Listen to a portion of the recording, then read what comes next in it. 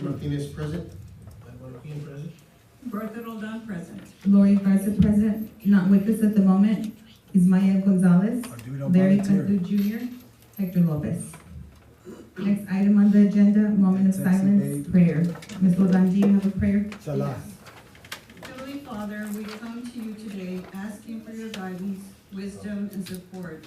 As we begin this meeting, help us to engage in meaningful discussion, allow us to grow closer as a group, and nurture the bonds of community. For this we pray. Amen. Amen. Thank you, Ms. Roldan. Next item, pledge of allegiance.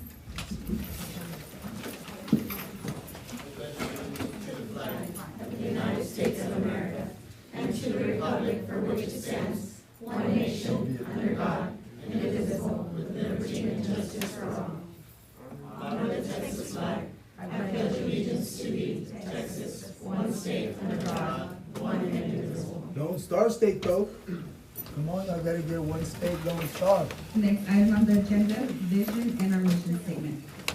Trustees, would you like to recite it? I recite the vision That's a statement. Inspiring lifelong learning by providing limitless opportunities for success.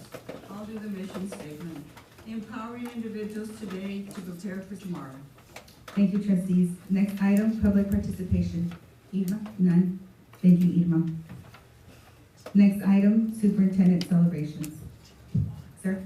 Trustees, this evening, again, I'd like to say publicly that we want to congratulate our Board of Trustees for being named Regional Honor Board. So that means that they, from being the Board of the Year here in Region 2, now they've gone up a level, and now they're one of 8 in the whole state of Texas that are considered Regional Honor Board. So we're very excited about that.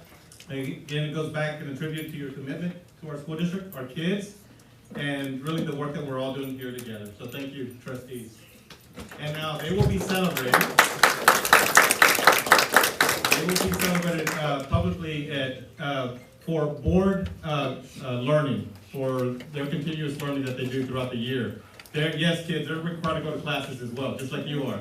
So they have to go to what's called TASB conference, and at TASB conference, that's where there's going to be thousands of different individuals being there to learn, but our board, at one of 8 for regional, are going to be recognized there. So it's a big deal. So thank you again, trustees, for all the work that you do. Trustees, this evening we do not have a Proud Year Picker. And now, if I could get a little drum roll, please.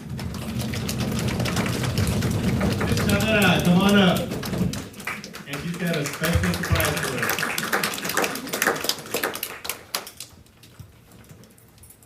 Good evening, Madam President, members of the board, Councilwoman. No.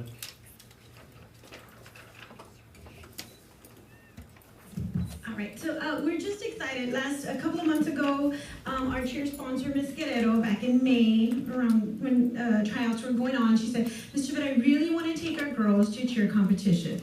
You know, it'll be in Corpus, it'll be overnight, it'll be a couple of days, and I was like, let me think about it. But she insisted, got the girls all excited, the parents on board, and this last week, she took our cheer squad to the competition in Corpus. So the first evening that she was there, she texted me that night, and she said, Ms. Chavera, we've got a Blue Superior ribbon. We've never gone to a camp like this. So she goes, we got a Blue Superior ribbon. It was for leading the crowd well, for the strong technique, performance without any noticeable mistakes. They got a spirit stick. And one of our girls, Daniela Cruz, also received an award, correct, for spirit and enthusiasm? Yes, that first night. And it was just a sign of things to come.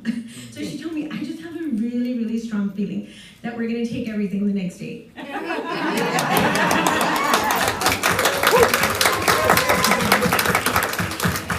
So the last day of the camp, she texted me and said, Ms. Chavera, the girls took first place in crowd leading champions, situational sideline champions, game day champions, and camp dance champions. We also had 3 girls that were named All-American, Ariana Luna, Daniela Cruz, and Danica Good.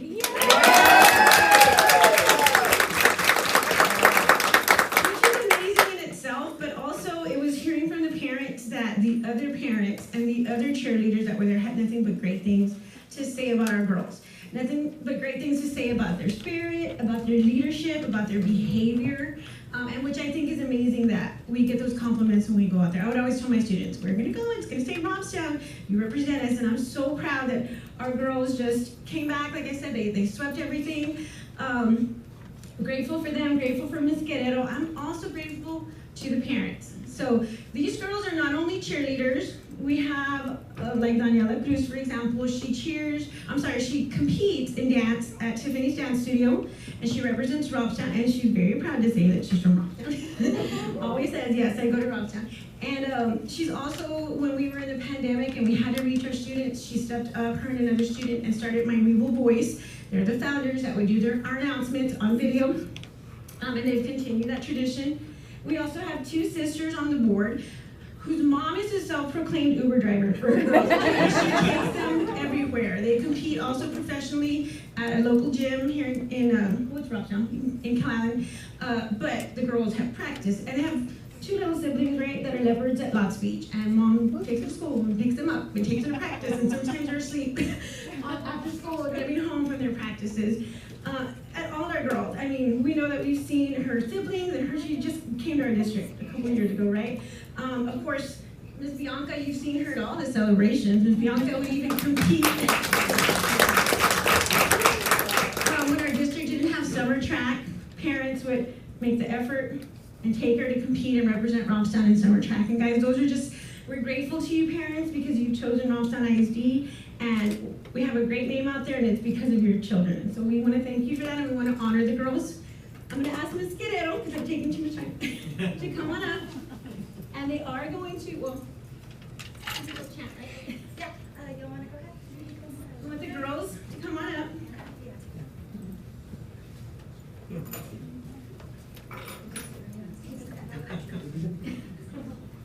there be photographs? Sure.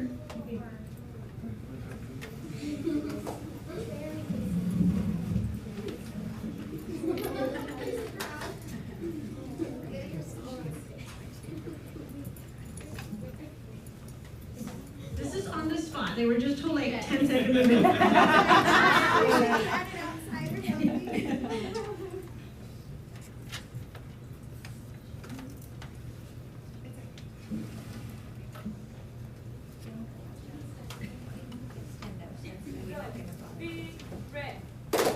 Weevil, you know what's up, get up and pump it up, yell S-J-H, S-J-H.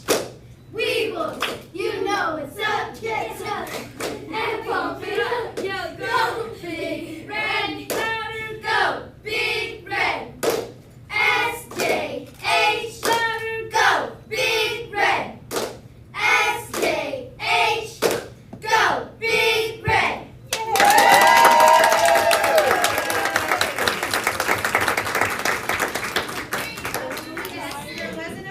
Now we can see why they wouldn't sweat. Good job, ladies.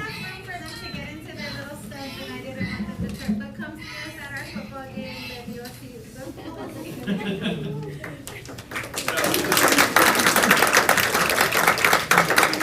want them to come up, right? To stay up here. Y'all want to stay up here? with the trophy. Take the trophy. Yeah, bring your trophy.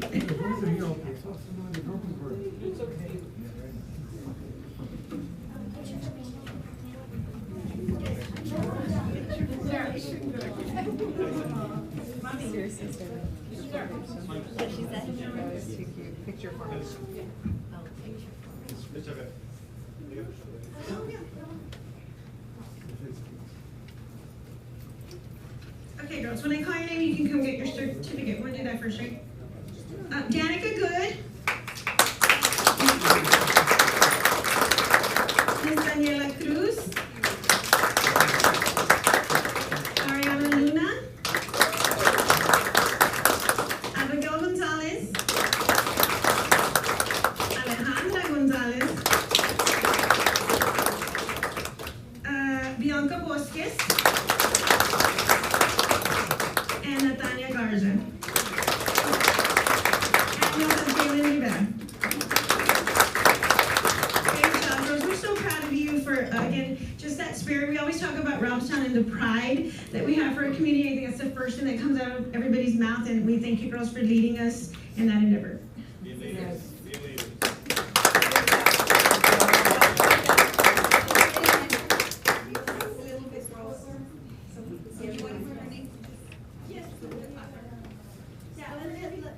Oh yeah, so Olivia Guerrero's not with us today, and then Lorena Limas is one of our ex-graduates, correct? She's a senior. Oh, senior, sorry. She's been helping our girls out. She's been very instrumental in helping the girls out, Nikki, and helping with their routine.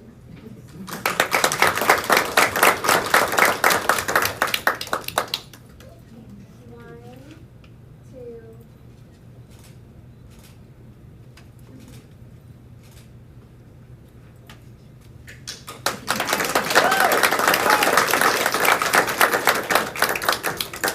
Very proud of you, ladies.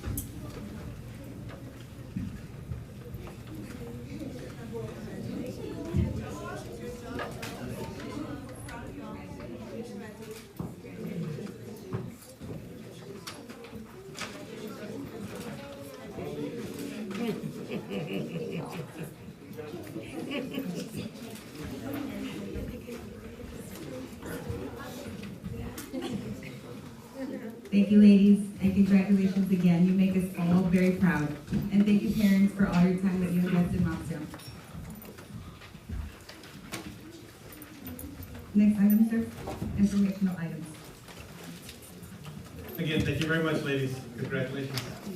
All right, so going under information, just as a reminder for our board is TASA TASB convention on September 22nd through the 25th. And again, this is where you will get your recognition on September 23rd at 4 p.m. So September 23rd at 4 p.m. Sir, so that means you're gonna say your name? They're gonna say your name out there. You'll have one representative that will go up, and then at that point they're gonna recognize, of course, Robstown as the board trustee of the region. Wow. Yeah, it's a big deal. Thank you. Oh yes, you're great. Thank you. Thank you. Thank you, ladies. Thank you, parents. Good job, Kathy. Carlos, congratulations.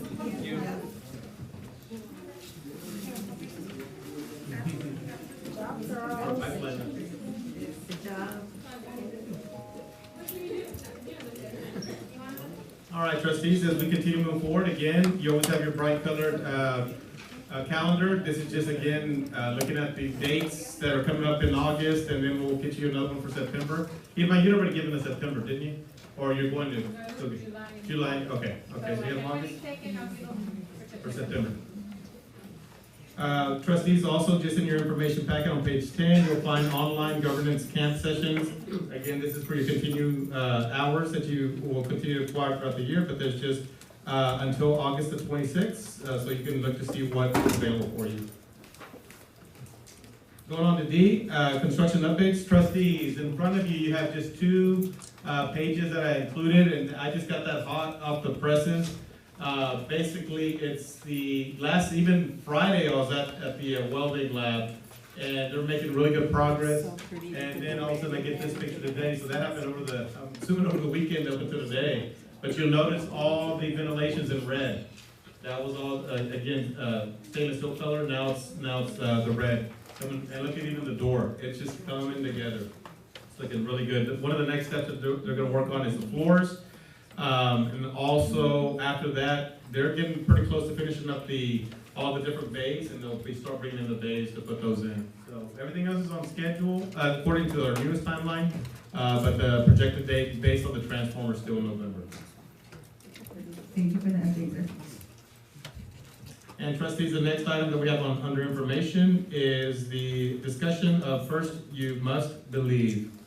At this point, I've had Mr. Marapin that brought up this topic, and I'll open up the floor to you, sir, and then any trustees that would like to contribute to the information. Well, again, we brought this subject up because our baseball program was built on this particular saying. So I think it's time for us to bring it back. So I think a lot of the kids and everybody in the baseball program are really you know, wanting to see that back. I know that there's been shirts circulating during the payoff this year, so, I mean, it was just awesome to see them go back, but our kids were always wondering whatever happened to them. So I think, you know, discussing with Ms. Castro, Mr. Jesse Garcia, they own that same person. So we want to start a discussion with them to see if we can bring it back to the school. Well, I was on the board when it was, I'm not gonna say removed, because when you believe in a model, it's there all the time, no matter what, right? But it just was visibly removed. So I would personally like to see it, you know, resurface again. I know that it still lives on, because we live it. We breathe it, we live it, a lot of our kids don't know it, but they know it. Does that make sense? They weren't even around when Safe Gospel was around, but yet they know the saying. So this is a discussion item, this is not something that the board does vote on, unless we feel near and dear that we feel that we should vote on it. I would love to hear from the Castro family. Who better to advocate for the Castro other than his loved ones? So I would love to hear what they have to say. If you don't mind, Ms. Castro, if you would like to say a few words to your daughter. Okay, sure. Thank you, Lori. Thank you, everybody. This microphone is on. Yes. Good evening, board members and families, administrators. It's good to see everyone again. These were all my old stomping grounds back in the day, and I miss Robstown ISD and all the dynamics. And yes, I do miss seeing First You Must Believe out on our walls and in the dugouts particularly, because our children did feel that. They believed it, they grew up with it back in those days. Late 80s, into the 90s and through. And so many of the children today did not grow up to know what exactly happened, but they know their neighbors or their friends and how dynamic the baseball teams were back then, and the crowds that drew and lined up overnight, and just to see who was the first one that started the line. They could go on for hours, camp out. It spurred on that kind of like that David against Goliath spirit. It just brought it into your mentality. First, you must believe. What do we believe in? And naturally, we go into that sequence. Our first belief and primary belief is in that higher power. Our second belief is in ourselves, our family, our roots. So many wonderful things that if you put that sense into what you're doing, you're going to accomplish great things. And yes, there is a trademark, and the trademark is often placed so that you can identify a distinctive set of goods against another. So you will know that First You Must Believe in the t-shirt, garments, hats, hoodies, sweat tops, whatever, apparel and caps. Primarily, that's where the trademark rests. So as far as it being publicly displayed on our walls or dugouts, there is nothing to counter that. So we, the Castro family, are very excited and very honored that you would once again voice that you would love to see it back. I'm all for it, and so is the rest of my family and the Castros. So thank you very much for giving me this opportunity to come and see you all and voice my sentiments. Thank you so much. Thank you, Ms. Bell. Any questions, or if you had questions, I did want for those to be addressed to my daughter Felicia, and she's open to anyone that would have a question or want a discussion with her. thank you for addressing the board, Ms. Castro. Any questions will come from our superintendent. So, this is really his decision to make. Okay. We're just advocates of our community, we're elected by you. So, we just wanted to discuss it, kind of switch it around. I personally, I like the model. Yes. It's, my 11-year-old knew it, and he wasn't even born. So what does that say? That says That's that awesome. we say it so much in our community, so he's just like, first you must believe, and I'm like, well, good, yes, we should. So, I thank your husband for everything he did for our community. We've had many coaches here. Coach Castro, Coach Gonzalez, and I mean Coach Flores. All of them, I feel, fall under that model because Yes. they were all around. Yes, So, they were.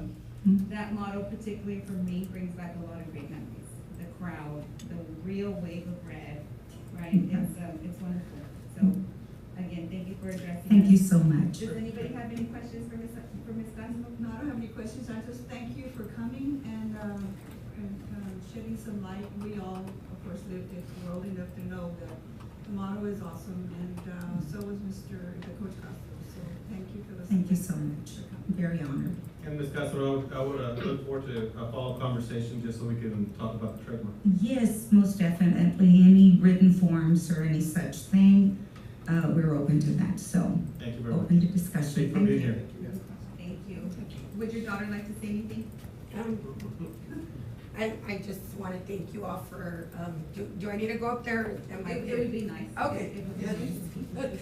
I don't have anything prepared, but I do want to just, thank you for considering this. I think that like Lori mentioned and like several people have mentioned, that's something that's just at the core of our hearts, whether you were born and raised here or new to the community. First, you must believe it's like the essence of our strength and our successes, and just like these young girls here, you know, that accomplish so much. It brings chills to my bones because that's what we're about here in this community is proving that no matter what, with hard work and dedication, and that's what the philosophy First You Must Believe stands for, is that you can accomplish anything with that belief. So thank you very much. Thank you.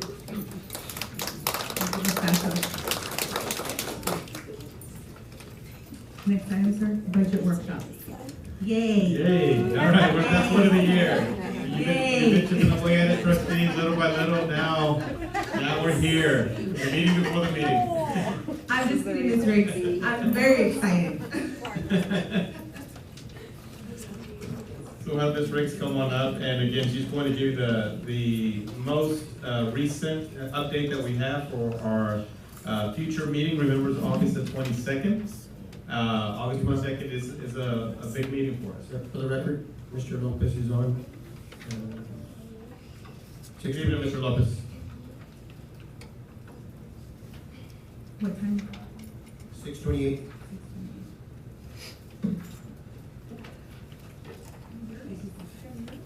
Hector, can you hear us?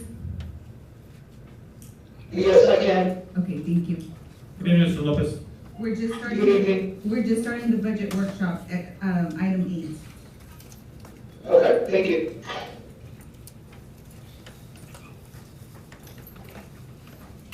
Good evening, Madam President, Dr. Moreno, and Board of Trustees. We finally made it to, I believe, is our last budget workshop for the year. As Dr. Moreno mentioned, this is the latest and greatest of what we have. Of course, we tweak little things as we move toward the end of the fiscal year, but I think we finally have gotten our revenues pretty sorted out for you today, so you'll have that. We'll have our proposed tax rate for you. Now, just before I start, there are several items at your desk that I want to point out. A copy of the presentation is in this packet right here. In addition, I have 3 other items. I have the notice of public meeting to discuss the budget and proposed tax rate that will be published in the paper as per our legal requirements.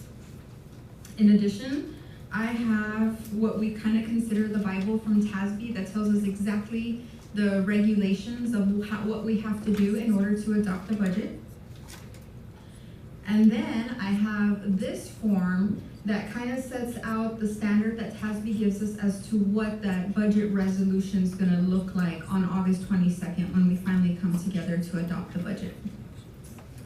If during the presentation you have any questions, again, please feel free to ask questions, and I guess let's get started. So we start with our budget goals.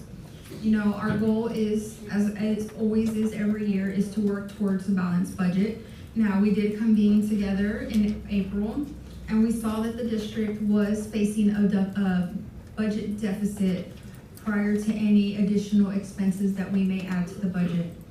And in the May board meeting, you know, we went ahead and we did we implemented all of the TASB salary study recommendations. So that did add to the deficit, but we'll talk about that later.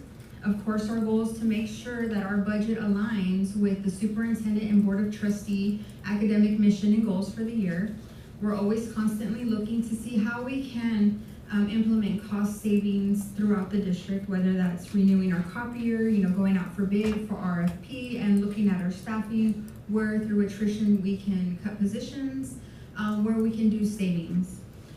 This year, of course, safe staff and student safety is of utmost importance, and you'll find that reflected in our budget.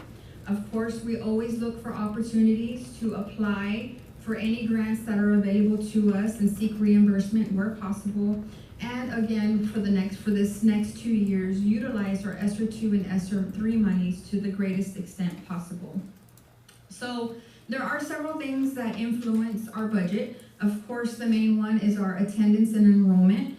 School districts are funded based off of the average daily attendance, so it's important that our enrollment is up and that our students are coming to school each day.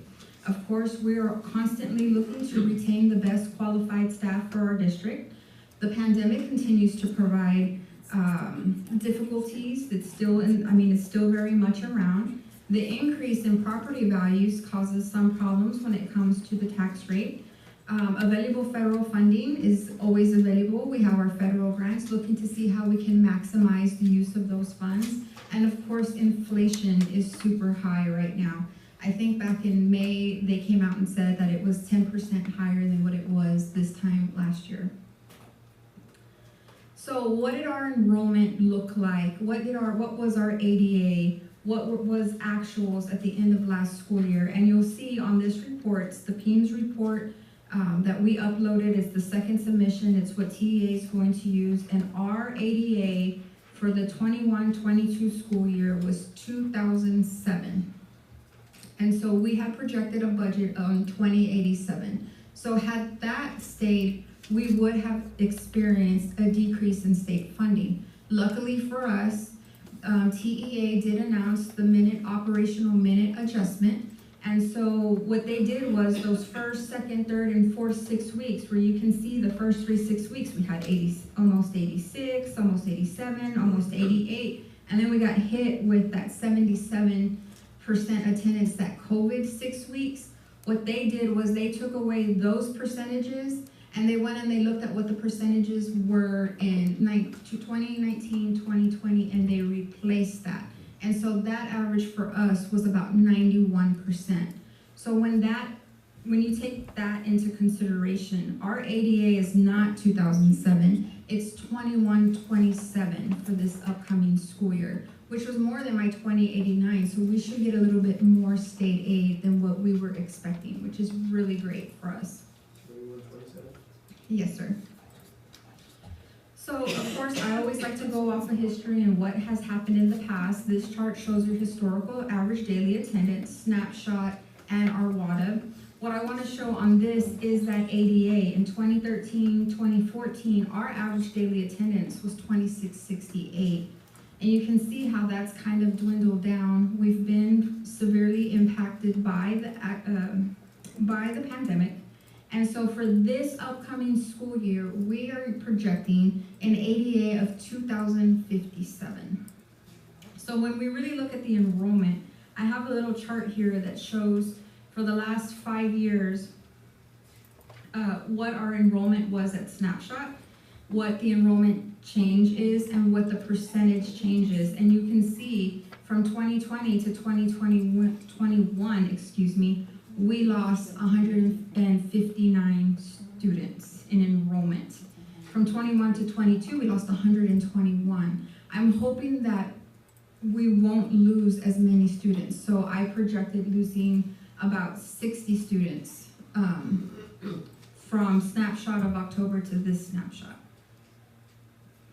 So I looked at our students and I said, well, where are our students? So this chart shows the location of our students based on what grade level they are. So in red, it's if they're in the elementary, gray is junior high, and black is high school. Now, it used to be that this had Ortiz, so I went ahead and I adjusted this for this year so that the Ortiz numbers are in the red. And so we are showing a snapshot enrollment decrease of an entire almost 5%. But our elementary's enrollment has decreased 6.98%, and our junior high has decreased 8.8%. But our high school has had an increase of 2.98%. So tax rates. So we got our certified values actually early. I think it was the 23rd. And so our certified values increased 9.42%. We were at 672 million, and it went up to 735 million. So how does that impact us? That means we're going to be compressed.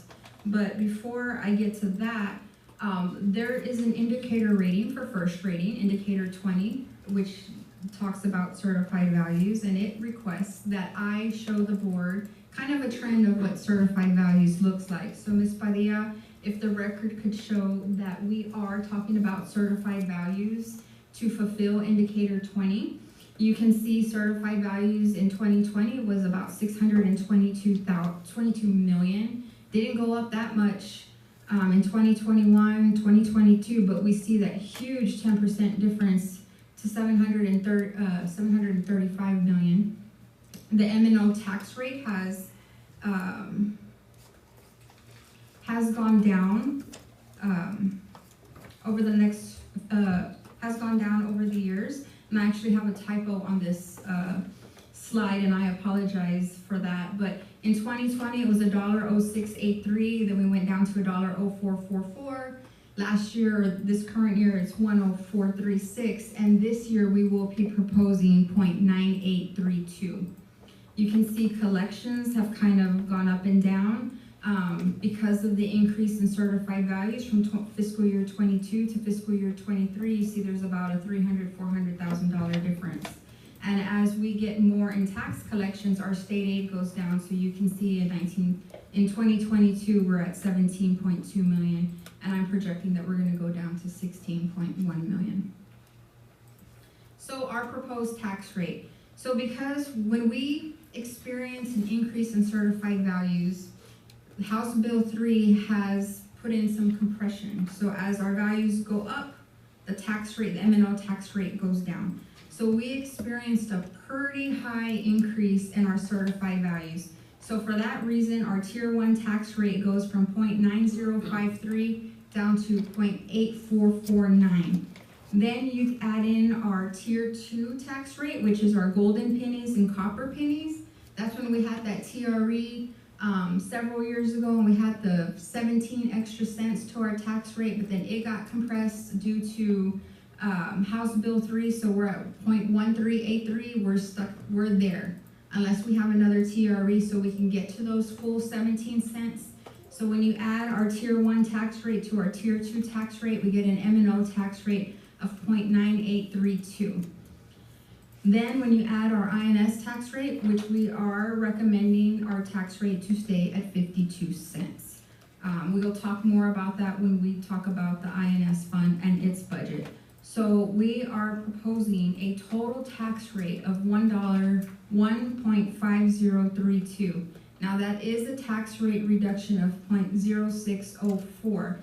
And again, the reason for that is because our certified values went up. So we were compressed on what we could set our tier 1 tax rate. So that has to be the tax rate that we set. That's the highest tax rate we can set for our M&O. And that's because of our values. Yes. But that doesn't necessarily mean that all of our citizens are paying their taxes. That's just what we're allowed to collect, right? So, okay.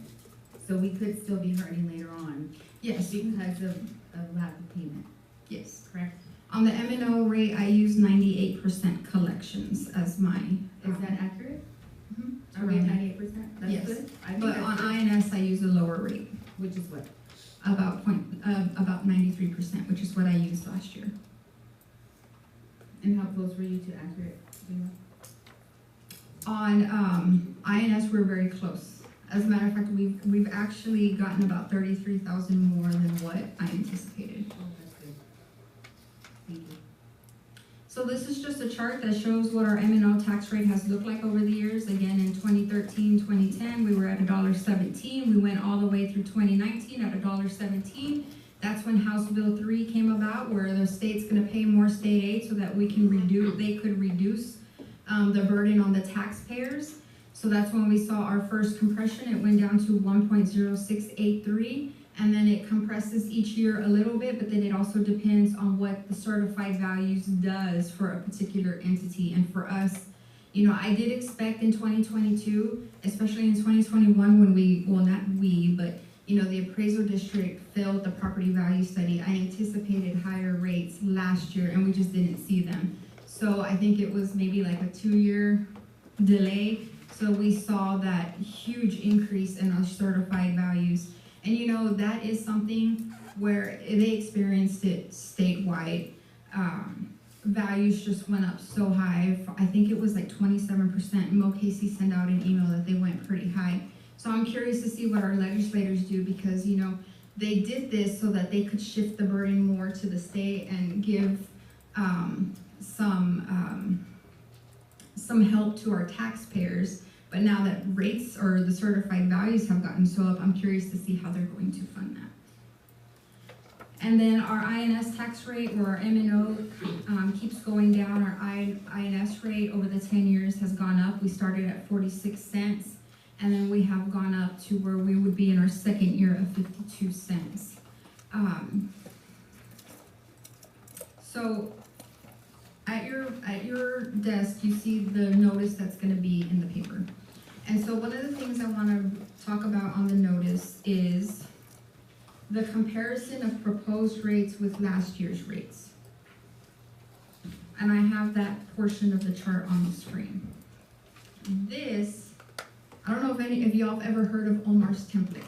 So when we calculate our revenues, we use, or I use, most everyone knows Omar's template. And it is a very complicated template.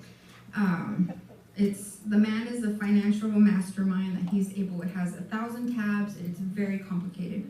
Anyhow, when we create this, the first thing the county asks me for is show me Omar's template where this gets calculated.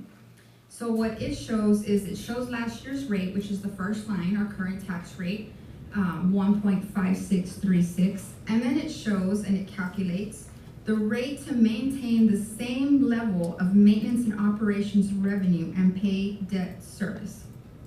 So according to Omar's template, the rate we would have to levy on the M&O side is 1.039880. That's what we would have to levy. But because of compression in House Bill 3, the highest we can levy is 0.9832.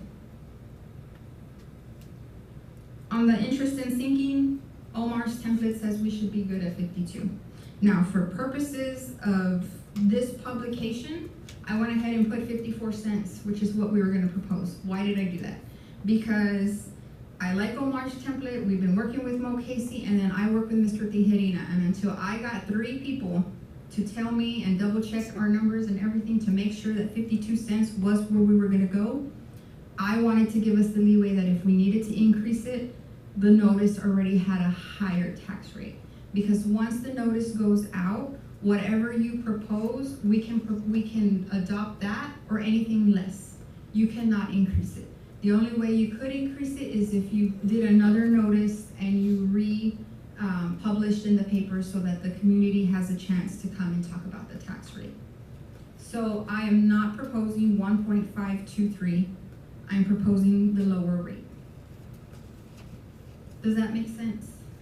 You're not proposing the 1.523? No, because that has 54 cents as the INS. It's gonna be lower. But if we did that, if we went with the $5232, you look at the comparison, which is the comparison for the proposed levy with last year's levy. So last year, the average market value of a residence was $88,974. The taxable value was $59,038. With our tax rate that we have currently, the average taxes due for that residence was $923.12. So now we look at this year. The average market value of residences is $108,465. The taxable value has decreased. The reason for that is there was an election in May where the voters were asked if they would like to increase the homestead exemption. So the homestead exemption was $25,000 and the voters agreed that they wanted to increase it, and it increased to $40,000. So because of that, the average taxable value of residents decreased to $54,084. If you take that with the proposed rate that's on this sheet, which is higher than what we're really gonna propose, our taxpayers on an average home that's $54,089 would see a decrease in taxes of $99.31. When you take into consideration the other 2 cents that we're not gonna tax, they'll see a decrease of $107. That's good. That's good. However, we have truth in taxation. So truth in taxation, another very, you have Omar's template, and then you have the truth in taxation paperwork. Now, truth in taxation is something that we have to calculate, cities have to calculate, counties have to calculate, water districts have to calculate, and we're all put together in the same box and we're supposed to fill out the same forms. Unfortunately for us, we are funded totally different than how a city's funded, how a county's funded, how a water district's funded. Our funding formula is completely different, and it's unfortunate that this does not take that into consideration. So we are required to calculate the no new revenue tax rate. So the no new revenue, I call it the NNR, it's so much easier to say, enables the public to evaluate the relationship between taxes for the prior year and for the current year based on a tax rate that would produce the same amount of revenue if applied to the same properties that are taxed in both years. So we would not be increasing taxes. When appraisal values increase, the NNR tax rate should decrease. So our NNR tax rate, according to the Truth in Taxation, is 1.338228. The tax rate we're proposing is 1.5032, I'm sorry. So in the eyes of Truth in Taxation, we are increasing the tax rate. Even though I just showed you that taxpayers are gonna see a decrease in their taxes, and Omar, who I consider the finance guru, says that I need $1.39 in order to raise the same amount of taxes. But in the eyes of Truth in Taxation, we are generating more taxes. So unfortunately, because we're doing that, it requires extra steps. First of all, when you approve the budget, there will need to be a motion that says, I move that the property tax rate be increased by the adoption of a tax rate of, we'll say the rate, which is effectively a blank percent increase in the tax rate. So you're saying when you approve the budget that you're increasing the tax rate. Not only that, we need a supermajority. So the vote to set a tax rate that exceeds the sum of the no new revenue M&O tax rate and the current DEP rate must be a record vote with at least 60% of the members of the board, 5 out of 7, 3 out of 5, voting in favor of the order or the ordinance. And so that is here, which we consider the Bible as the rules of what we have to follow. And I highlighted in yellow, I think I highlighted in yellow, I highlighted it there in yellow, that section, so that you can go back and look at it. I did. It's on page 7. What we have to do in order to approve the budget. You got this down, sir? Yeah. We've gone over it a couple times. Yes. And then there's lots of requirements when this. Don't get grunty. You okay, sir? And then the resolution will have the same items, and then I will post on our financial transparency page the same language that we're effectively increasing taxes, you know, even though we truly are not. You know, it's really hard that we get boxed in with these other entities when our funding formula is so different. You know, a city can levy a sales tax. We can't levy it. There is no way for us to get more revenue. We have our tax rate, and we have our ADA. Those are the only 2 ways we can generate revenue, is whether we have more students attending school every day or we get a higher tax rate. That's the only way we can generate our revenue. Does anybody have any questions on that? So we're only saying increase because that's what Omar's telling us to say. That's what Truth in Taxation is telling us to say, not Omar. But truly, we're not. We are indeed getting a lower tax rate than what we have for today. The tax rate is lower than what we have today. It's a tax increase by -0%. It's almost like that. It's almost like that. Compensation. So we, as normal this time of year, we are working really hard with the HR department. You know, we have new hires that come on board. They replace others. We go back and forth in our accounting system to make sure that we update salaries. We're still in the process of doing that. So our payroll estimates, I do anticipate, will change. Once we get to the 22nd, we will have a more firm number for you. And of course, as we look at enrollment and how things are working, you know, Ms. Silvas is constantly looking at class sizes to see if any reductions or attritions or any changes need to be made so that we can realize savings or create positions how we need in order to be successful. As normal, as for compensation this year, our employees can expect to receive $2,500 over the next 2 years. The first starting at the beginning of school. This Friday, we received our first retention stipend of $1,500, which couldn't have come at a better time, right before tax-free weekend. It was just a great time for us to get it.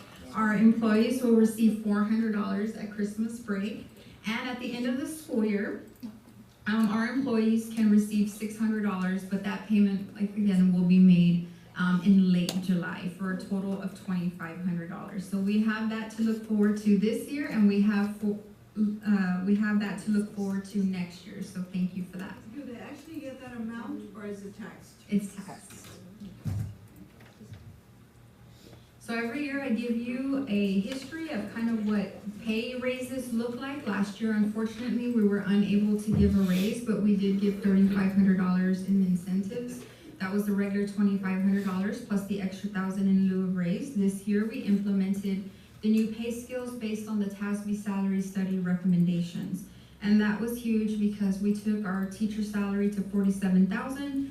Our clerical paraprofessionals our starting pay went to $12, where it was at $10.15. Manual trades went up to $11, where it was at $9.83. And everyone got a 3% of midpoint raise. And teachers got a 3% of general pay increase. So this is what the new teacher scale looks like. It went from 41,613 to 47,000. So there were everybody got the raise and then some equity adjustments.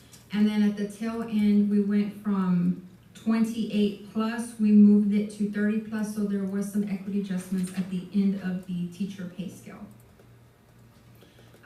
This year, 2022-2023, our TRS active care insurance rates either decreased or remained neutral, so that helps as well. We did make some changes to the compensation plan for substitutes.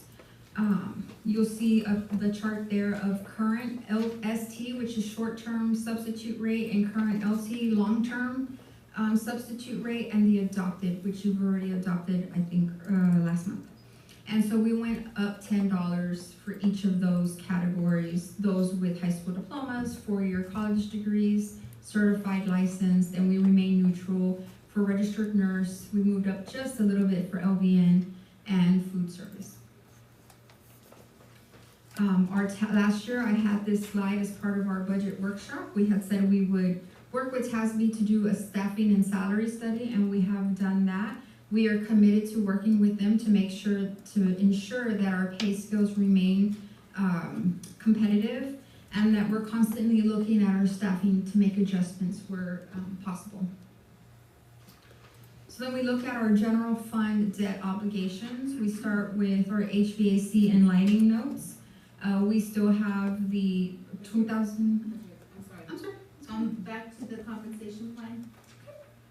I didn't want you to go into another subject. Did that discussion we had about the mid and the max that we had when we came to visit with you, Mr. Martinez and I? Did we have those conversations or meetings with the staff yet? Not yet. But we are, right? We are.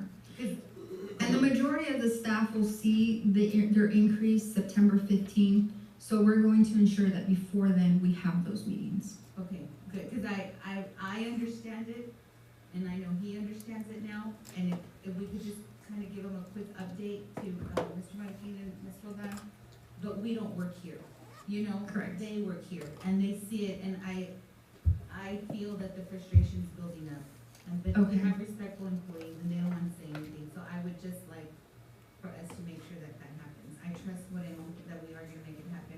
We don't work here, they work here, so if we can make sure that it happens. Yes, So, we are committed to making sure that occurs. Okay, thank you. So our debt obligations, some good news is we did pay off the last lease notice for Mercedes for the bus, so we no longer have that on the books. We do still have our HVAC and lighting notes. The 2014 note is about $226,000 a year. Our 2013 note is $255,000, almost $256,000 a year. Sorry, what did you say was paid off? Our bus that we had on lease with Mercedes, it was a payment of about $66,000 a year. Then we have our maintenance tax notes for our field enhancements, and the debt service on that for the upcoming year is $339,968. Interesting to note that from 2023 to 2024, that payment does increase $61,000. But we did see a slightly, from 22 to 23, we're going to see a slight decrease in the payment before it goes up. So in total, the general fund has about $6.1 million in general fund debt, and debt service requirements for fiscal year 23 is $822,103.90. So the fiscal requirement, so we get to general fund and we look at the other expenses. One of the things that we look at whenever we when we're working on the budget are some constraints that TEA puts on us. So we have our ESSA maintenance of effort, which says that whatever we spend in the general fund last year, we have to make sure we spend at least 90% of that in this next year. Then we have our IDEA B maintenance of effort that says whatever you spend in special ed this year out of the general fund, you kind of have to spend that plus $1. And it also looks at your projections as well, and that's a 100% requirement. The new one that came up during the year, which we did not know about at the end of last year when we were doing the budget, is that we also have to be in compliance with MOE equity. And so this one's the one I just, if we can remember this one that says it compares the budget from one fiscal year to the next fiscal year. So they're gonna look to see what we budgeted in 1 year, and it has to be equivalent to the next year when it comes to campuses. We have 3 elementary campuses, so what this is doing, it's making sure that we don't give one elementary campus way more than the other 2. It's making sure that we give each of the campuses equity. So they do that for the elementary levels, and then they do that for Crossroads and high school to make sure that how we don't take a preference. So they look at the budget. So I'm gonna have to make sure that our budget looks comparable to last year. And then of course we look at our first ratings. There's plenty of first ratings as far as having to have cash on hand. You know, if your enrollment goes down, there's a first rating that says that your FTEs have to go down. If they don't go down by a certain percentage, you lose money. They look at what you set your tax rate. If they don't feel what your tax rate should bring in as much revenue, then you'll get deemed for that. There's many indicators in first rating, so that's something we always look at as we're setting the budget.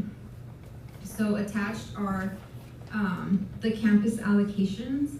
This year we did infuse about $50,000 into the campuses. We increased the base funding unit, which is the amount we give per child. At the elementary schools and the junior highs, we increased the overtime rate just a little bit, but where the biggest change came into library, it used to be that we would give a budget to each of the campuses, and then they would have to give library a budget. And sometimes those budgets kind of varied amongst campuses on how much they were willing to give the library. This time we just said they're getting their own budget with their own allocation, and we did the same thing for PE. Then we have the department budgets. The department budgets, we started at 100% as to what they had last year. We said they would get 100% again this year. But considering the budget deficit we're facing, we have decided to decrease each department about 5%. Now, we didn't do that for safety and security because that is a top priority. We want to make sure that we have what we need to keep our students and staff safe. Transportation would have normally had that $61,000 decrease because we paid off that bus, but we didn't decrease all of it because we have been experiencing $2,000 to $3,000 increase, a $2,000 to $3,000 increase each month just in fuel. So we went ahead and we made those changes. The tax office and things like that, where their increases are just, we anticipate, so we adjusted accordingly. Other special requests, the literacy initiative was something we started this past year. We had a goal for our students to read $1.5 million. I think at convocation, Dr. Moreno announced that our students read 1.8, and we're going even higher this year. I think they said 2.2 million minutes. So we want to continue going with that, and so we have set aside $7,000 for that. We're still going to fund our one seat at JJAEP. And then we had some summer school budgeted last year in the general fund, and we're not going to budget that this year. We feel that we have ESSER 3 and T-class grant money that can fund summer school. Before we get to what the budget's going to look like, sometimes it's helpful to see where we've been. So this slide just shows what our fund balance has been for the past 5 audited fiscal years and what the 3 months of operating looks like. We have a really good, healthy fund balance right now. We have 11.2 million. Of that, we only need 6.6 for 3 months of operating. So we are doing really well. So, I know one of the questions might be because of truth in taxation, Omar's template, and it can get really confusing. So, one of the things somebody might say is, well, why don't you levy that 1.33%? It's a lower rate and it could help us out. And so I worked with Mo Casey and we modeled that. So that would drop our tax rate to 0.8182. And so if we did that, our budget deficit would be $6.9 million. And the reason for that is what TEA and what the state says is you have to do your local effort to collect taxes. And if you do that, we'll help you by giving you state aid. But if you don't do that, we're not going to fund you the way we should normally fund you. So if we reduced our tax rate to 0.8182, they immediately lower the basic allotment by 10%. In addition to that, that goes down to all of our allocations: CTE, state comp, gifted and talented, special ed, all that sees a reduction. Plus then we have something called formula transition grants, about $2 million. All that gets taken from us. Essentially what the state says, help me help you. So if you do your part, we'll help you by doing our part. If you don't do your part, you're gonna get penalized for that. And so that is the reason why we can't go down to that no new revenue tax rate. And so if we were to do that, we would have a budget deficit of 6.9 million. And I just wanted to throw that out there in case anybody were to ask, like, what would it be if we did that? And that's what it would be. It would severely harm the district for us to do that. So what would our budget deficit look like at the tax rate that we're proposing, the 0.9832? So right now, the budget deficit would be 2,772,274. And what that means is if the general fund was responsible for everything it was responsible for, everything we're paying out of ESSER 3, ESSER 2, all our different funds that are supported by the general fund, that's what our budget deficit would be. Now, we still have some ESSER funds. And so our budget deficit would be, after making some changes, would be $1.1 million. And so even with ESSER, I do anticipate some fund balance to go down, but we have to remember too, when we're looking at this budget deficit, is that I have to budget MOE equity. I have to budget in the same manner that I budgeted previous year for the campuses. Actuals and budget can sometimes be two different things. What about Ortiz? Ortiz. What did you do with that budget? Because you budgeted for Ortiz last year, right? Or does that fall? So that was a huge discussion. I spent like a week with TEA because they didn't know what to do with Ortiz either.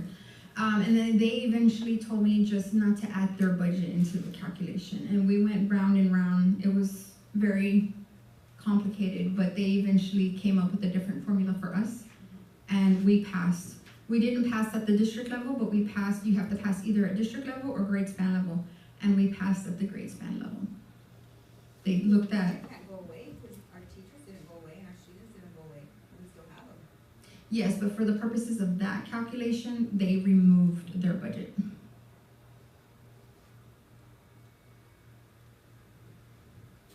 On the general fund, is there an amount that we would have to start to, because it's a little high right now, I know that, and like you said yourself, we look very healthy, or we're very healthy in the fund balance.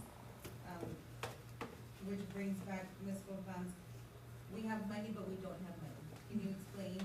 So I remember Ms. Roldan's question very well. If we have money in the general fund, why can't we adopt a balanced budget? I believe that was your question.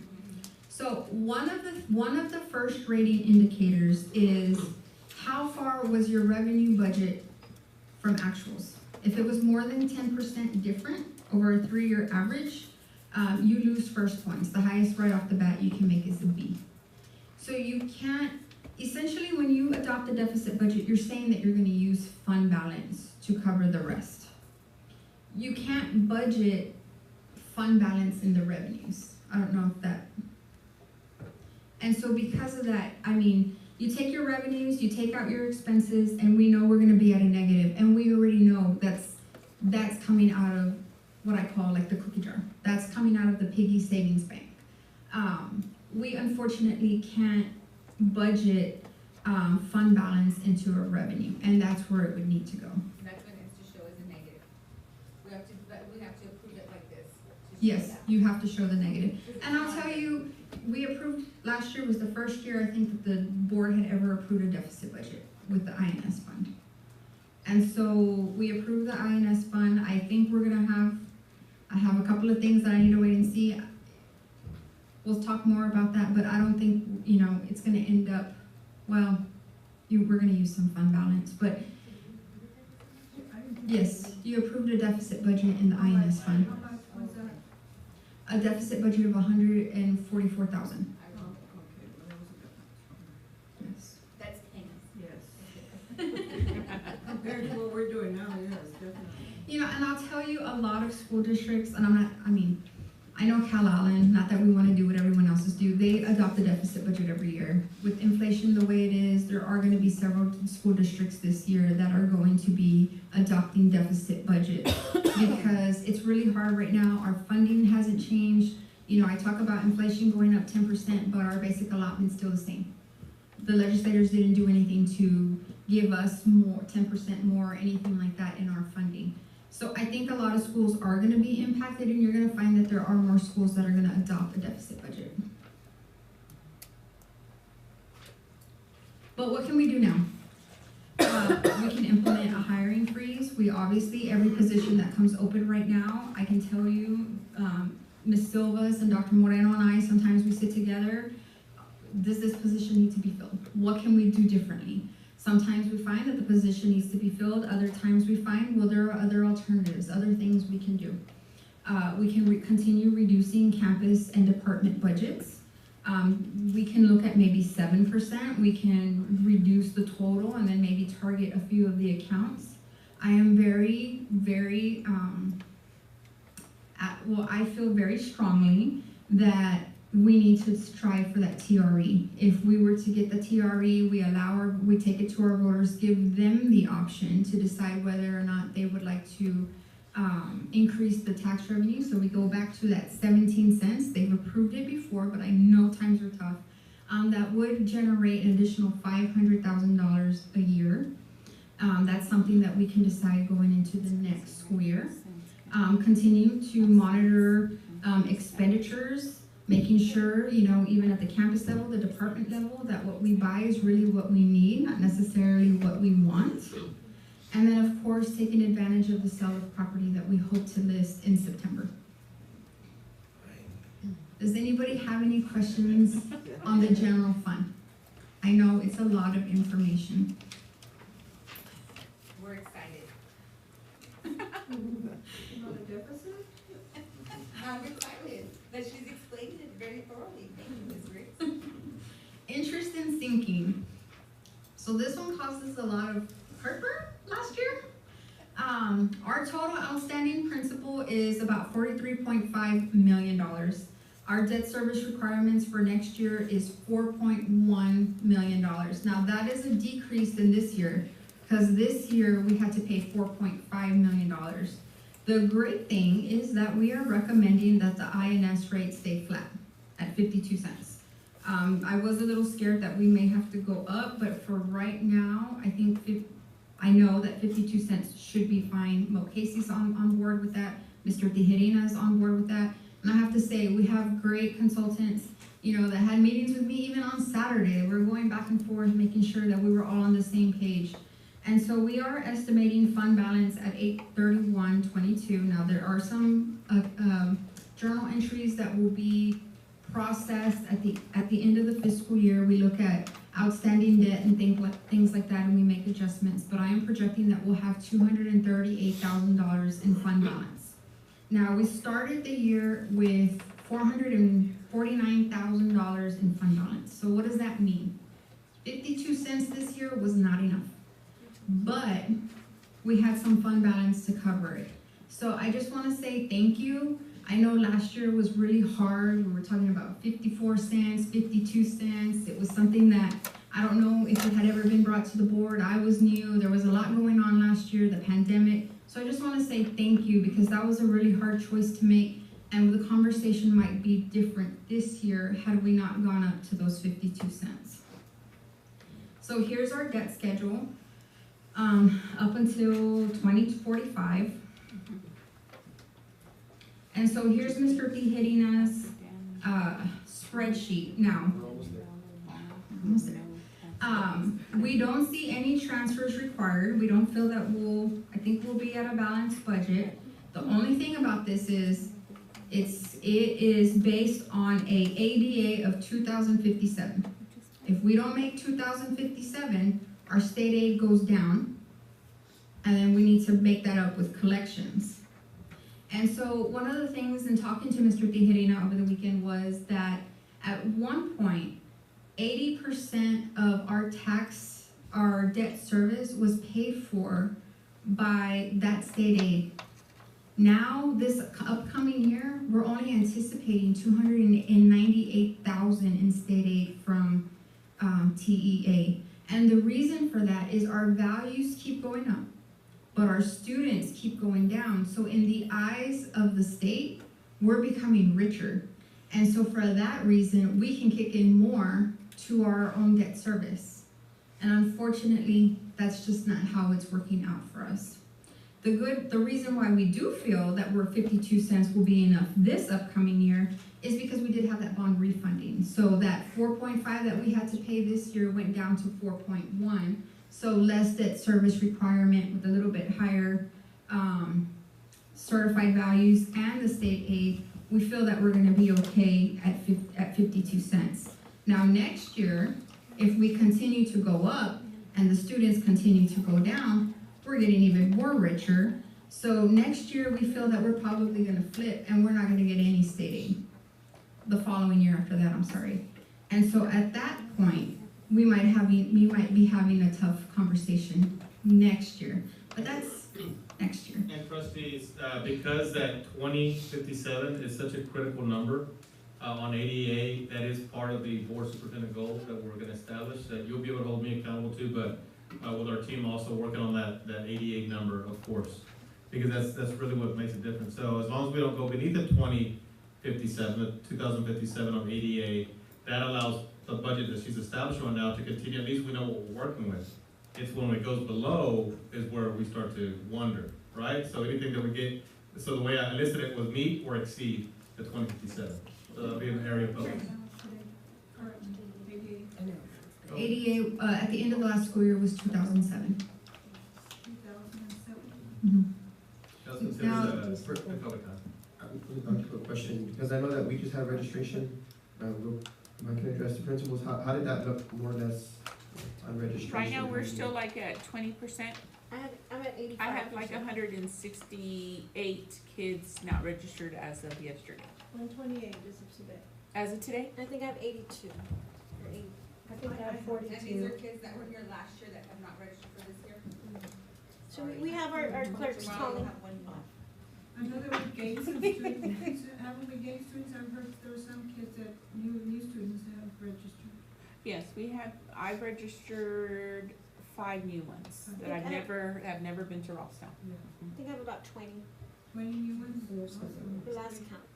See, we can get the ones that are still out. Maybe we'll Yeah. exceed it. Calls were made. Yeah, calls will be made, from now until the first We've day. been- Then the first 2 weeks of school, normally the trend of what we see after the second week of school, the end of the second week is normally when you start to get the other group of kids coming in. By what day, you think? No, September. Snapshot is still in October? That's Last Friday. 28th, 29th. Last Friday, October. Yeah. And that's our number. Yeah. Right around September, because we start on the 15th, August 15th. I would say around the first week of September, basically we're gonna start to level off a little bit. We'll still continue. Last year there was a walk, where everyone went out and visited homes. Are you doing that again this year? We haven't talked about that, but right now we're getting the numbers. I think at that point, we just have to figure out Who's left? Yeah, we get a report, like at the end of the day, we're able to see the actual names of the kids that have not registered. Is that the same one that we went on last year? Yeah, that's that tighter, like by the end of this week, you'll get the, Yeah. So it's we'll do constant. whatever it takes. Constant Like I said, text that's gonna be a goal, messaging. not only for me, but it's a goal for our principals too. Yeah. So we're all gonna be held accountable to that.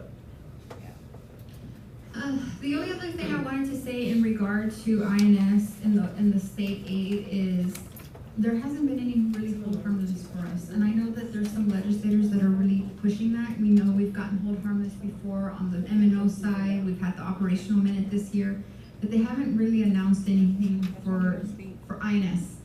And so hopefully, they're going into legislator next year, into session, and hopefully there'll be some changes there. So you're required to adopt the budget by function, and so this one's a lot easier. We do have a balanced budget going into next year. The Child Nutrition Fund, The proposed budget is 2.4 million. I feel that this one's kind of hard to kind of nail down because all of this is based off of ADA and participation. So we had a $2.5 million budget. I shaved it down a little bit, but really, boy, what a difference a year makes, because when I got on board last year, we had a budget deficit of $443,000, and this year, revenue, as of today, revenue exceeds expenses by $456,000. We had a beginning fund balance of $334,000. We still have $66,000 in the summer feeding program. So we're doing really well there, and I'll probably have to write a corrective action plan because we have so much fund balance over 3%. Over 3 months. You can't have over 3 months because then you've collected too much in fund balance and you have to write a corrective action plan. Make sure it's all right. So that's a good one. So that's really, yeah, so that's one of the things I want to look at. I know that this year, the revenue we're going to receive per student is a little bit less than last year, and labor is going to be a little bit higher. But I do want to do an assessment of all our cafeterias to see if there's any serving lines or anything like that that we may need, that maybe we can upgrade. There's the equipment, the cafeteria equipment from Northeast, was that dispersed to other campuses that were in need, that were in need? Not the serving line, but I can tell you we've had some braziers and a few items that have been moved. I know one of the braziers went to Lots Beach, and I think San Pedro went and picked up, I'm not exactly sure what, but there have been items that have left Northeast to help our campuses as needed. Some items, but we also don't want to dismantle the whole kitchen. That's it. Does anybody have any questions? How's your stress level? Literally, she was working all weekend. Okay, thank you. Thank you. When do we vote on this? It's on the. August 22nd. We have to have how many members present? Again? We have to have a quorum, but we need a super majority. Yeah, we have to have a quorum present, but we need a super majority to approve the budget. How many? So 3 out of the 4 have to say yes. Correct. 3 out of the 5. 3 out of the 5. 3 out of 5. Yes. Majority. 3 out of the 4 as well. My bad. Present, right? Present. Yes, it has to be. Well, I think let me clarify that. We'll clarify that, Yes. and see whether or not they have to be present. But definitely we have to have a super majority. I think it's present.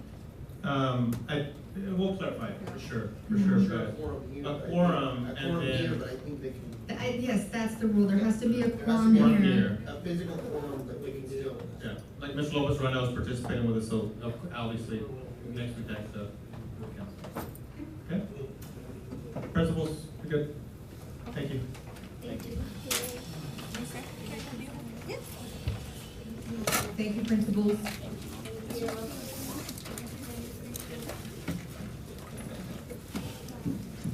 Next item on the agenda, are you finished?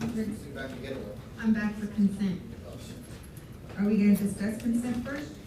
I would like to discuss budget amendments. If possible, please. Am I allowed to, Yeah. We can, do we vote and then do the question? Because it's a consent item, so we just. approve yeah, all there was that. a budget amendment that didn't make it to the packet, so I have to read it to you. Is that what we got? Yes, it looks like this. Mhm. You guys' your signature must be important. Do we vote first and then go to questions? Because it's a consent item. So, But she has to. I have to read it. I just have to read it We to haven't you. seen this, okay, so we have to. go ahead, Mr. So last year through the audit process, we found that our external auditor says that when we do not upload a budget amendment to the board book, and I just place it at your desk, I have to read it to you, and then I need the board president and the board secretary to sign the budget amendment for the record.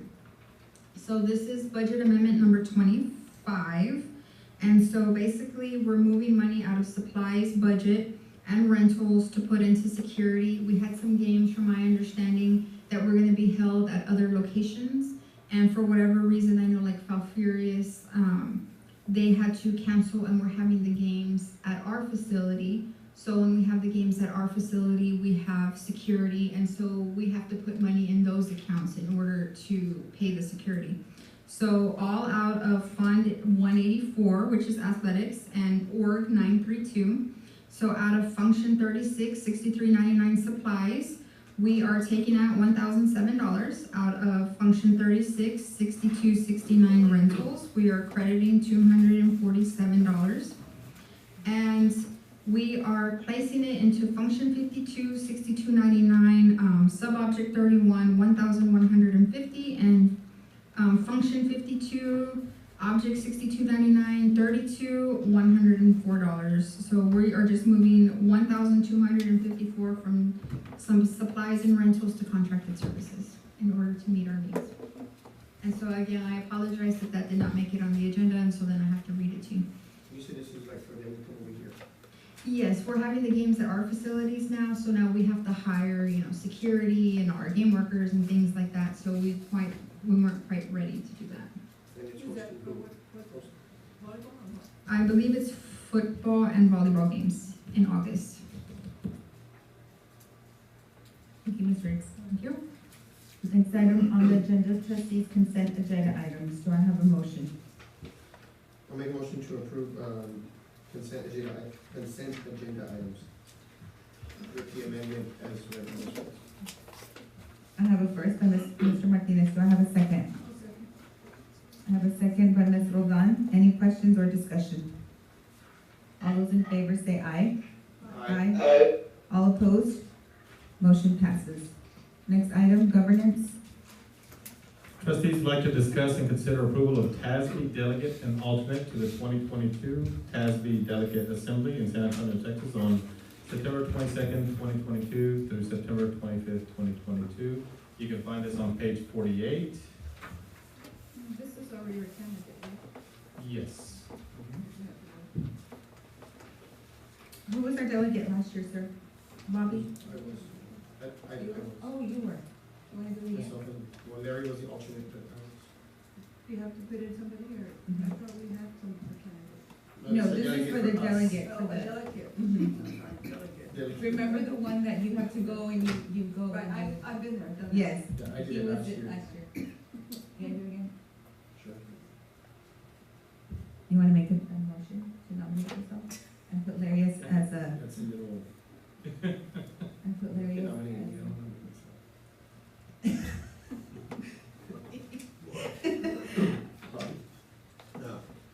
No, make a motion for Cesar, and then let's put Larry as backup.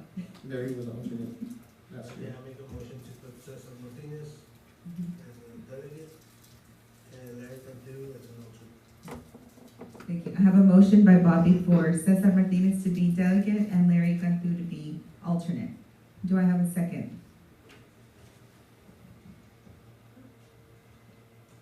Can I second? Yes. I'll second. Any questions or discussion? All those in favor say aye. Aye. Aye. All opposed? Motion passes. Next item? Thank you, yes. Next item, sir? Trustees, discuss and consider approval of endorsing Moises Alfaro for the TASB Board of Directors. Now, Moises Alfaro is in Mathis. Mathis, correct? He's actually been our representative for some time now. Is I it like- hear he does a Is good it like for the job. region or what? It's Like for the on the TASB. TASB board or like Mhm. just in general for the state? Well, he's Yeah. actually, right now, he's our representative for Region 2, and I believe he wants to run for the Board of Directors, correct? Yes. Yes, he's been our representative For our region. for a while now. Mhm. I'll second. I have a first by Ms. Roldan and a second by Mr. Martinez. Any questions or discussion? All those in favor say aye. Aye. All opposed? Motion carries. Next item?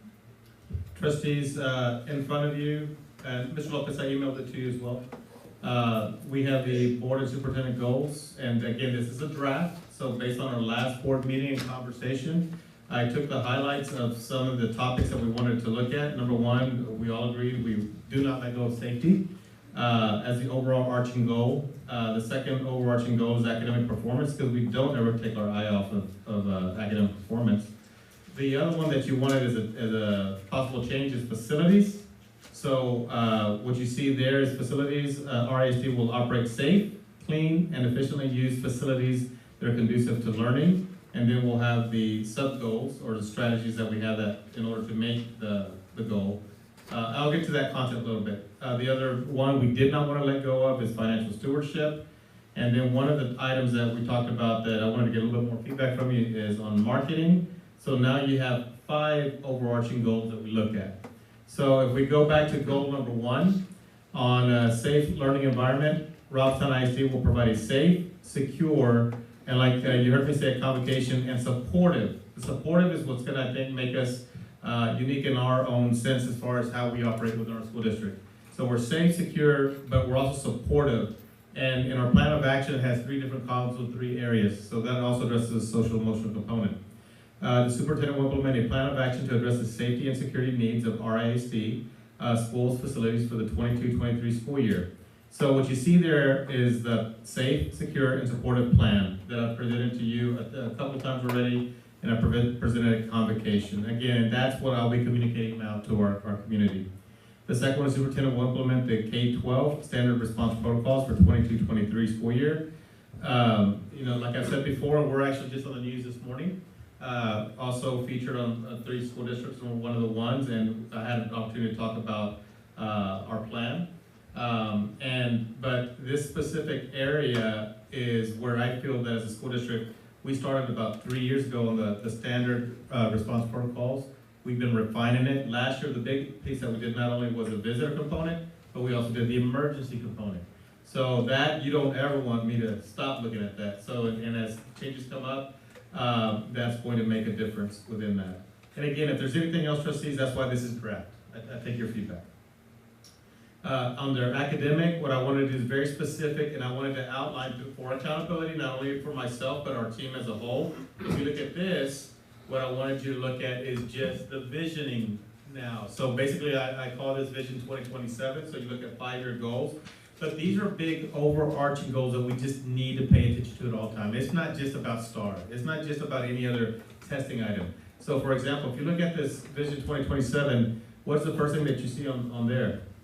Our second biggest priority in the school district, number 1 is safety. Second is the social emotional well-being. And what do we have there? Something that we're gonna look at to see if the needle moving or not. Increase the percent of staff trained in mental health first aid. What we've committed to is 10% of more staff every single year that will get trained with mental health first aid. It's an incredible, it's a full day training, but that way we commit, we know that we're moving towards that. The other one, increase the percentage of students assigned to a mentor. That's a little different, but that's something very attainable for us. So I already let the principals know, and our basically our administrative staff at our initial level at the district, we will adopt and mentor a child. And then from there it goes to phase 2, and then there it goes to phase 3. But what does this do? It holds us all accountable because we're gonna set percentages for it. So right now you just have the blank template. On the quality of schools, this one I still need to work with a little bit more, but increased percentage of schools attaining a B rating, increase the district's state accountability rating to an A. This one I do wanna look at and define the quality schools component to give us something to work with. The next one is demonstrate proficiency in reading and math. Those are the 2 big variables that we can't. We know if a child is not reading, they're not going to be successful. If they're not able to do even the basic math components, what happens with math? Math is like a building block. It builds and builds and builds on each other. So whenever they're not performing at an early level, they're going to start falling behind because math builds upon math. So in those particular areas, there, what we talked about is increase the percentage of first graders reading at or above grade level. Our goal, if we're at 80% of the school district, we're in pretty good shape. 80% of our students reading at or above grade level. But statistically, and this is across the nation, you're going to have roughly what could be 10 to 15% that would be what considered tier 2, and then the 5% roughly that's tier 3. But if we keep our eye on first grade, and through accountability, see where our kids, what percentage are reading at or above grade level. When you start looking 2 years from now, 3 years from now, 4 or 5 years from now, then all we're doing is building a stronger foundation moving forward, and that impacts math as well. So number 6 is increased percentage of meets and masters performance in 3rd grade and 8th grade. Those are 2 big indicating grade levels that we cannot lose sight on. So what this does, it lets us hone in, and if the system that we have is working, then that's where we should see the biggest progress. 3rd grade to 4th, and then 8th to 9th grade. Same thing for math. You notice I did one for reading and one for mathematics. Now, here's another one that I want to change up a little bit. This keeps us very focused in on this particular piece on student proficiency above level coursework. Increase number 8, increase the percentage of high school credits attained by who?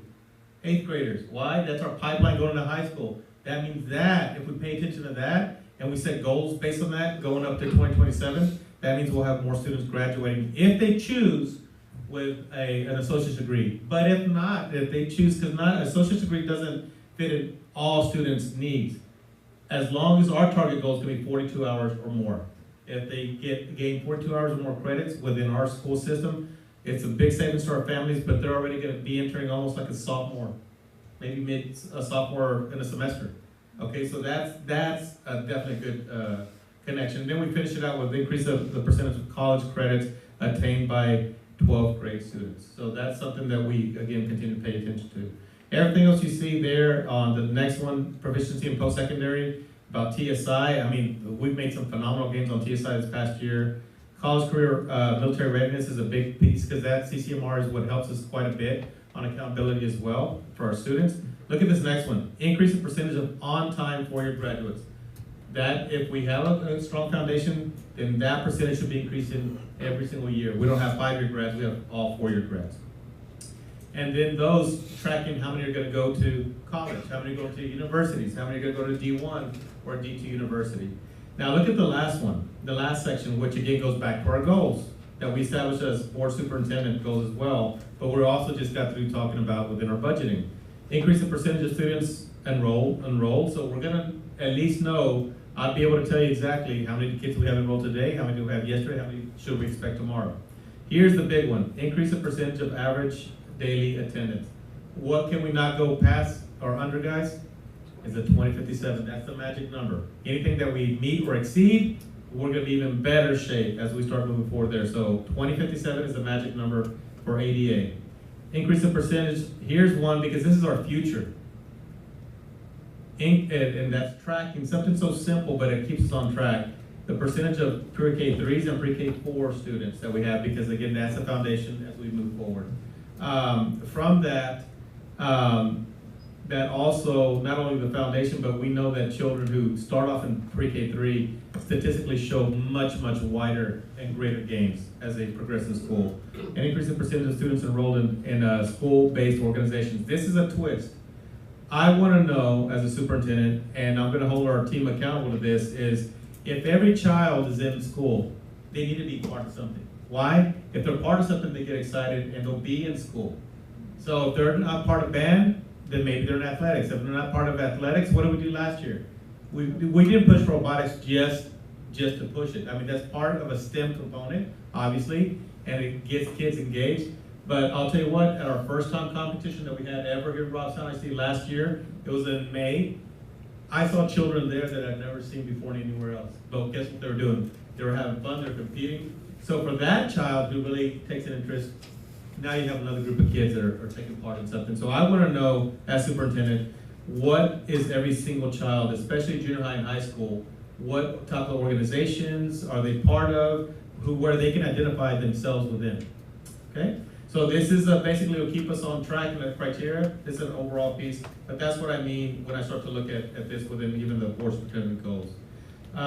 Facilities, we talked about completion of the welding lab, so we'll have that, completion of the vet tech lab, completion of the band hall, renovation for the restrooms, and then another big one, this is a big one that we gotta get on to finish up, is going to be the AC units. That we cannot let go any further, because right now, even then, AC units could be 4, 5, 6 months out. You notice Ms. Riggs already getting her pen to write it down because she knows right after budget, that's gonna be the next big item we have to start looking at. Now, finance, stewardship. So this is where I was looking at some different ways to look at it. So we know regardless is what we all will commit to, and it's gonna take a lot of work, but it's the right thing to do, is not to continue budgeting the way we are now, but we're gonna take a step back and we're gonna start from ground up. And when I say ground up, that's what's called zero-based budgeting. So now, anybody, any department, any principal, they basically have to tell me, okay, basically, through my planning, this is how much money I'm gonna need. And then they have to justify every dime that comes with it.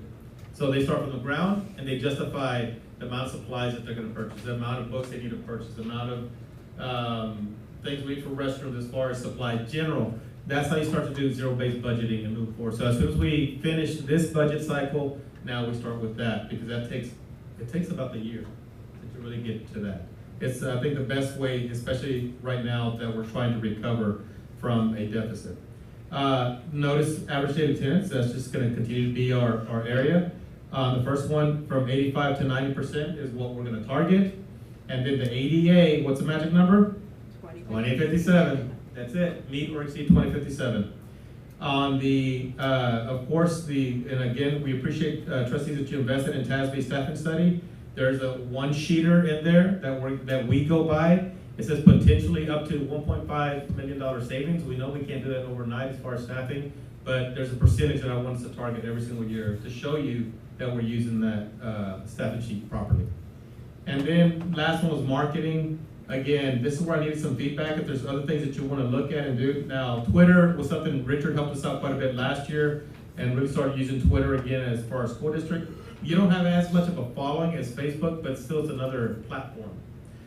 So that's been actually moving since last year. We got that moving. Facebook, local media. So what I'm gonna do, just as a, let's take a step back and really look at this, is how do we track that and what can I report to you as far as other opportunities that we've been showcased in. And then again, I just take that last one there for any additional input, please let me know. And once, before I get this finalized, is so we can log anything else that you're wanting under marketing. When does this need to be approved, sir? Sooner the better. I mean, but I think today I just want to get to you as a draft, just so I can take some feedback tonight. If you want to look over, just give me a call, and then we can pick up the next board meeting. Thank you, sir. Next item, businesses support.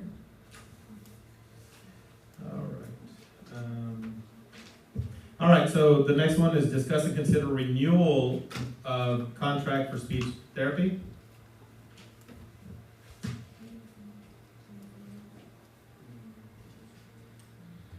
Okay, I brought a very similar item last month to you. We went out for RFP in 2021. We qualified 3 vendors, but only 1 vendor was able to provide services. So we had President Storning and 2 staffing agencies. Well, last month, one of the staffing agencies says we can provide an SLP.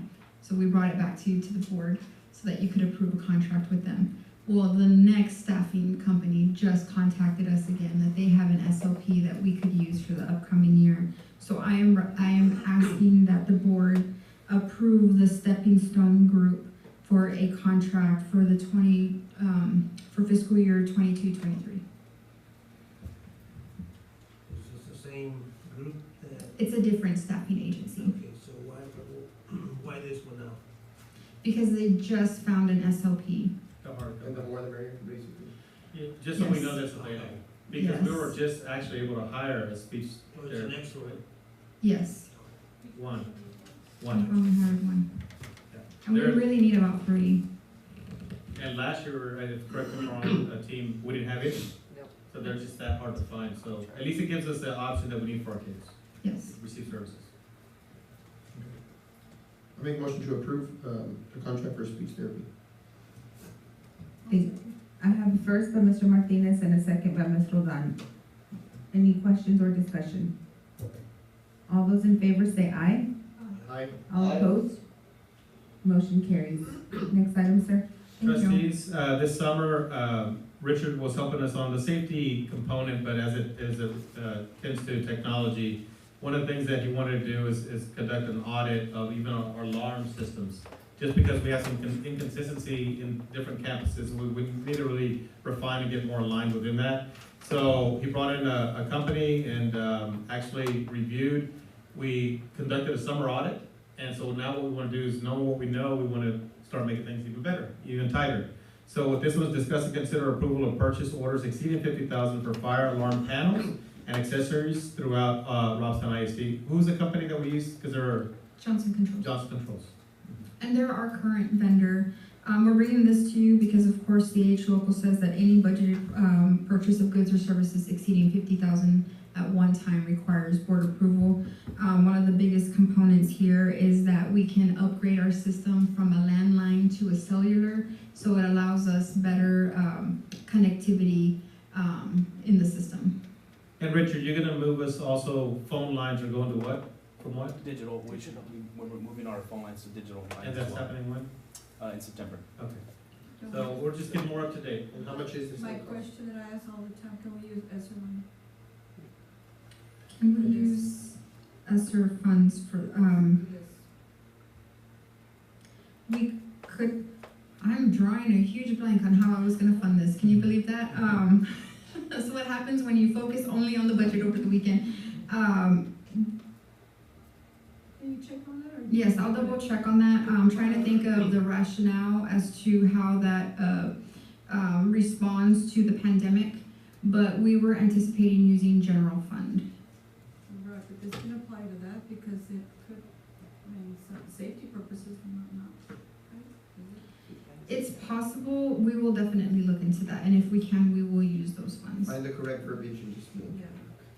So are we approving a purchase? Yeah. Right now? So. But we don't have a quote. No, the quote's not attached. This is, and I don't think How much I, it was? it's about $63,000. So are we purchasing new fire panels? Yes, you're Richard, updating you all. wanna give us an update? So we're just updating what we have? Yeah, Yes. basically, We weren't missing fire panels? the panels are already there, they're Right. replacing the insides. Okay. Probably just updating. So Yes, who's, They're who's our, updated. Yes. who's our monitoring system? Our monitoring, who monitors our fire alarm? So it would be Johnson Controls? Yes, right now it's half on Simplex and half of it's on Johnson Controls, what I've kind of done. Oh, okay. I wonder why. Wouldn't it be better to do all one company? No? And that's basically what we're doing, we're going to move everything over to Johnson Control. Everything. But did we get quotes and stuff, or you're just Yes. making that decision? No, we did get quotes for it. Did we consult with our fire chief? Was it a fire marshal? No, we did not consult with the fire chief, but the company on Johnson Controls did reach out to our city officials and I guess to our fire department to see if we needed any permits or anything like that, and they said we did not. How often do they check that? You know? I'm not even 100%, this was something that we just. Can we conducted table this to recently. get all these answers? We got too many questions on this. It's, I would like to just check, sir, if, I mean, I know Richard already said that they kind of contact them, but I would wanna know If they talk to each if our other. marshal and all them were, They can read it. Because obviously, they're the ones that are gonna be responding. Uh-huh. I mean, and if it's, you know, updated, to make sure that they're aware of what we're gonna be doing. And they can read to, I mean, they can read them, I guess. if there's something, you need to say something now because Honestly, it's gonna slow us. Honestly, just so y'all know, what we're upgrading is not the physical panel, it's just the way it dials out. So right now, if we have any issues that it's not communicating to our fire department, we're trying to just upgrade that to a cellular unit, and rather Also, than. it's not necessarily anything that would It's come not in. the actual unit, Okay, it's just the way it dials out. Okay. Honestly, that's all it And is, it'll dial out to them. to You direct already to the fire tested it, department. you So, tested it and it's fine. yes, and they did have an inspection in May, and that was one of the last ones that they had. This was just kind of just an audit that we were doing, just to make sure that we were upgrading our equipment and it was gonna work properly. That makes sense. I still have the question about the funding. That's not Mr. Thank you, Richard. Thank you. But you can get back to us on the funding part, right? 'Cause Yes. Well, if we approve it, we need to make sure it's not coming out of the general fund and out of the ESSER fund. I mean, we I think we're just approving to purchase it, but if you can let us know where it's coming out of. But a reclass can be done at that point, right? Yes, a reclass. Because I feel that if it was allowable to take from ESSER, you would take it from But she ESSER, right? wasn't focusing on that, was what she said. Well, my thing, okay, so we have ESSER funds that are already allocated. And so I do recognize that this year we're gonna add to fund balance. And so I felt that the best place would be general fund, because we've already allocated our ESSER funds, and I wanted to save that for next year and for what our needs are gonna be for next year. I guess I kinda got taken back because, you know, I didn't, but that was really my. But you know me, I always ask that question all the time. So you're- Everything I can for Honestly, ESSER I fund. ask it all the way, I ask it too, and I'm like, federal pay for this, and can so-and-so pay for this? So I'm the exact same way. But your answer now is just basically to answer her question, because that's a good question. But Yes, your answer is that the money you have in ESSER is already been allocated. So- yes, and so we are gonna increase the fund balance, it might decrease a little bit because of this purchase, and so I felt, that would be the most appropriate. But we're gonna be more on par where we need to be, really, when it comes to that. So with what Richard said, Ms. Garza, I'd like to make a motion to approve, item B under business and support. I'll say. I have a first by Mr. Martinez and a second by Mr. Marroquin. Any questions or discussion? I don't have a question, but I do just wanna throw this out there. It's not that, I would personally like to see a quote next time whenever we see something like this, sir. If a quote could just be there, so we could see it. Definitely. Maybe something put on our desk. No, I don't always attach a quote, but I will Okay. going forward. You And I said apologize. 63,000 Yes. Yes. roughly, Mhm. and that's for all campuses or what's getting upgraded It's exactly? District-wide, right, Richard? It's all the dialers, and then accessories and repairs as needed. She mentioned that. I agree, though, it needs to be in the packet. I apologize for that. Thank you. Any other questions or discussion? All those in favor say aye. All opposed? Motion I carries. abstain from this quote, since I don't have a quote, nor do I know the exact company, and it wasn't provided to us, I'm not going to vote on this matter. So is that a no? That's correct. That's a no. That's a no. Iman, did you get that? Thank you. Next item, instruction. Ms. Rivas, this is the one that we're gonna we're gonna table this? Okay. So trustees, we're gonna table, this next one, for early college program memorandum. We're still waiting for that, to get that back. Make a motion to, Do we need to make a motion to table? I would. recommendation from staff. You want to recommend? Yes. Okay. There's a recommendation to table items 7. Do I have a motion? I'll make a motion to table, item A under instruction, that's been requested by staff. I have a first by Mr. Martinez. Do I have a second? Okay. I have a second by Mr. Marroquin. Any questions or discussion? All those in favor say aye. Aye. Aye. All opposed? Item tabled. The board will now reconvene will convene in closed session in accordance to Texas. We gotta vote before we say that. No, I'm gonna say, do I have a motion? The board will now convene in closed session in accordance to Texas Government Code 551.074. Do I have a motion? I'll second. I have a first by Mr. Marroquin and a second by Mr. Martinez. Any questions or discussion? All those in favor say aye. Aye. All opposed? We will now go into closed session. And Mr. Lopez, we'll have the computer there, so you can participate with us. Thank you.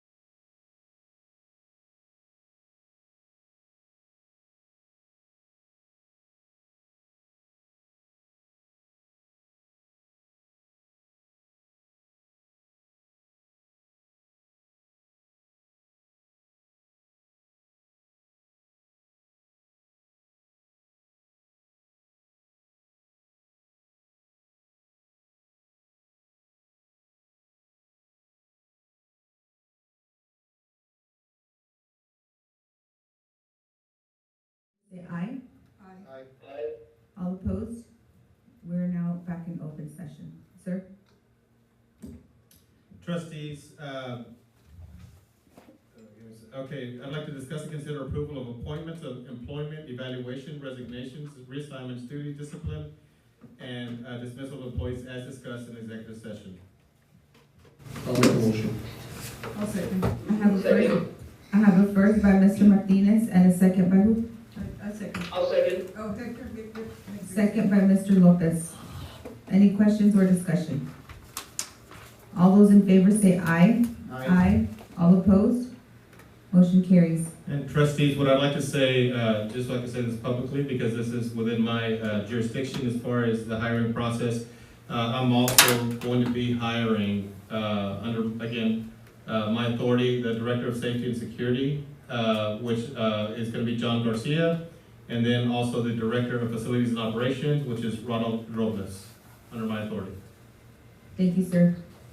And thank you for involving us and letting us meet them. Great choice, candidates. Dr. Moreno, I think you did great. Thank you, sir. Thank you. Next item on the agenda, adjournment. I move. Hector, I'll second. I have a first by Mr. Lopez and a second by Ms. Roldan. Questions? All those in favor say aye. Aye. Meeting adjourned. Great meeting.